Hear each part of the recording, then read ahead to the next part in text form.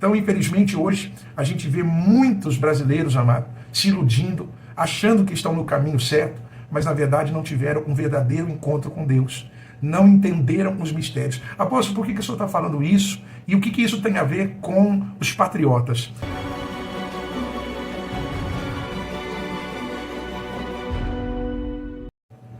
Olá, meu irmão, olá, minha irmã, bom dia para você, boa tarde, boa noite, né? Eu não sei a hora que você vai estar assistindo e acompanhando aqui a nossa manhã profética, então desde já eu vou me adiantando e te cumprimentando. Importante que eu sempre digo aqui, amado, é você estar conosco, estar aqui comigo, né, formando aí uma aliança, um cordão de 3 dobras, como diz a palavra do Senhor lá no livro de Eclesiastes. O cordão de 3 dobras não se arrebenta com facilidade, né? Essa unidade entre a nossa fé e o poder do Espírito Santo que vai dando vida, né? Vai trazendo a existência, como o próprio Deus diz, né? Eu trago à existência aquilo que não existe. Não sei quais são as suas lutas, as suas dificuldades, mas eu tenho certeza, amado e amada, que aquele que te trouxe aqui, ele é o mesmo Deus que pode mudar completamente a história da sua vida. Então, abra aí o teu coraçãozão, independente, né, da sua religião, da sua placa de igreja.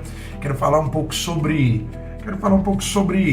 né, os cuidados de Deus para com a nossa vida, amado. Mesmo no meio das lutas, mesmo no meio das tempestades, né? E alguns mecanismos que nós precisamos aprender da parte de Deus para que a gente possa seguir o nosso caminho, fluir neste caminho e chegar do outro lado, que é o grande objetivo, né? No lado da vitória, no lado da bênção. Eu quero falar contigo também, amado e amada, que é um patriota. Sabe, hoje eu estava orando e o Senhor falou muito forte ao meu coração. Eu tenho ouvido nesses últimos dias de muitos patriotas, de muitos homens e mulheres que têm orado muito por essa nação, que têm sofrido, né, por conta de tanta injustiça. Nós estamos vivendo um tempo de injustiça, um tempo de crueldade, um tempo de maldade. E se você for ler o livro de Abacuque, fala muito sobre isso, né? Uma hora eu quero ministrar para vocês o livro de Abacuque. Tem muito a ver com a realidade que nós estamos vivendo, né? Há momentos em que a gente pergunta para Deus: Senhor, por que tu não responde? Por que o Senhor tem permitido que os ímpios, eles prevaleçam, né? No meio das lutas, nas nossas lutas, eles ainda prevalecem. Mas Deus, ele tem uma explicação para tudo isso. Deus, ele é o Senhor do tempo. Ele sabe, amado, o que está fazendo. Ele conhece o meu coração e o teu coração. E o que eu vejo e sinto muito forte, amado, nesses dias, é que o Senhor está tratando de uma maneira muito profunda com toda a nação brasileira. Há muitos brasileiros que necessitam conhecer a Deus de fato e de verdade. Nós muitas vezes erramos achando que as pessoas já tiveram um verdadeiro encontro com Deus só porque estão frequentando uma igreja.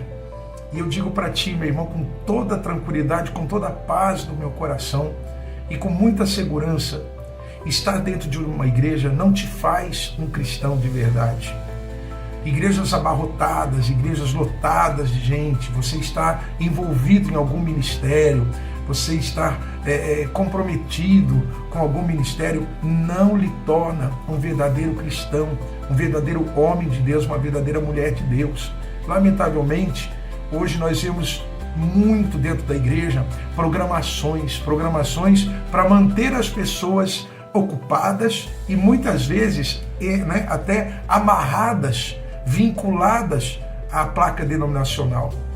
E o corpo de Cristo, e o reino de Cristo, e o corpo de Cristo precisa ser formado de homens e mulheres que estejam dispostos a fluir voluntariamente, a fluir com o coração realmente disposto, se comprometer não para receber algum benefício, mas se comprometer, se envolver, se unir ao corpo de Cristo com o único desejo: glorificar a Deus, exaltar o nome do Senhor Jesus. Então, infelizmente, hoje a gente vê muitos brasileiros, amados, se iludindo, achando que estão no caminho certo, mas na verdade não tiveram um verdadeiro encontro com Deus. Não entenderam os mistérios. Apóstolo, por que o senhor está falando isso? E o que isso tem a ver com os patriotas? Amado, como nós estamos vivendo um momento difícil, um momento em que a gente está boquiaberto, né? Porque a gente não vê justiça. O que a gente vê é uma maldade atrás da outra. E o que a gente está vendo é o ímpio prevalecendo o tempo todo, Quando a gente pensa que as coisas estão começando a se resolver, a gente vê logo uma outra situação, uma outra injustiça, uma outra crueldade. E aí isso às vezes mexe com o nosso emocional, mexe com o nosso psicológico, né? A gente fica, puxa, então, Deus, cadê? Preciso ver a tua glória, preciso ver o teu trabalhar. E o Senhor me levou, amado, ao Salmo 40. Salmo 40, porque Davi, né, deixa eu ler aqui para você, olha. Salmo 40 é um salmo de Davi. E Davi, amado, ele nesse salmo, ele relata, né, o resultado de uma atitude que faz toda a diferença. Ele diz o seguinte aqui, amados: esperei com paciência no Senhor. Esperei com paciência pelo Senhor. E Ele se inclinou para mim e ouviu o meu clamor. Amado, o que nós precisamos fazer, e agora independente, né, de qual seja o problema que você esteja enfrentando, né? Eu estou falando aqui de modo geral também para os patriotas, mas talvez alguém esteja passando por uma luta, por uma dificuldade financeira, uma dificuldade emocional, uma dificuldade física, enfim.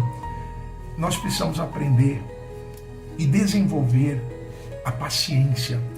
Lá em Romanos capítulo 5, a Bíblia diz que a paciência, ela gera esperança. Não é fácil ter paciência, amado, quando as situações ao nosso redor estão ali em ruínas, quando está tudo desabando. Claro que não é fácil. Mas o salmista, amado, se você estudar um pouquinho sobre a vida de Davi, amado, Davi passou por muitos apertos na vida. Ele passou 25 anos da vida dele fugindo, sem poder dormir em paz, porque Saul, né? Saul ele desenvolveu uma ira tão grande, um ódio tão grande por Davi, quando Saul ele perdeu a unção da parte de Deus, e ele descobriu que Deus já havia ungido Davi para ser rei de Israel. Então Saul se tornou o pior inimigo de Davi. E Saul começou a caçar Davi em tudo quanto é canto. E isso durou 25 anos. Então você imagina, mano. Davi passou por muitas humilhações, por muitas frustrações, por muitos, né, desde a sua infância, quando ele foi rejeitado pelos seus irmãos, ele era tratado como o mais fraquinho de todos, enfim, né? Mas ele aqui, amado, diz: esperei com paciência pelo Senhor. Nós precisamos, amado, aprender a esperar com paciência em Deus. Deus não falha, Deus não erra. Deus conhece, amado, o meu levantar, o teu assentar, o nosso ir, o nosso vir. A palavra do Senhor diz que tudo coopera para o bem daqueles que amam a Deus. E ele continua dizendo: então o Senhor tirou-me de um lago horrível. Olha, ele diz ali que ele se encontrava numa situação extremamente complicada. Tirou-me de um lago horrível, de um charco de lodo, e colocou os meus pés sobre a rocha, e firmou os meus passos. E então ele colocou um cântico novo na minha boca, um hino de louvor ao nosso Deus. Muitos o verão e temerão, e confiarão no Senhor. Ele diz no verso 4, eu acho lindo esse versículo, amado: bem-aventurado o homem que põe no Senhor a sua confiança, e não atenta para os soberbos, nem para os que se desviam para a mentira.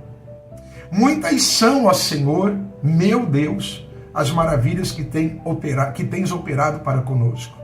Os teus pensamentos não podem contar diante de ti, não se podem contar diante de ti. Quisera eu anunciá-los e manifestá-los, mas são muito mais do que se podem contar.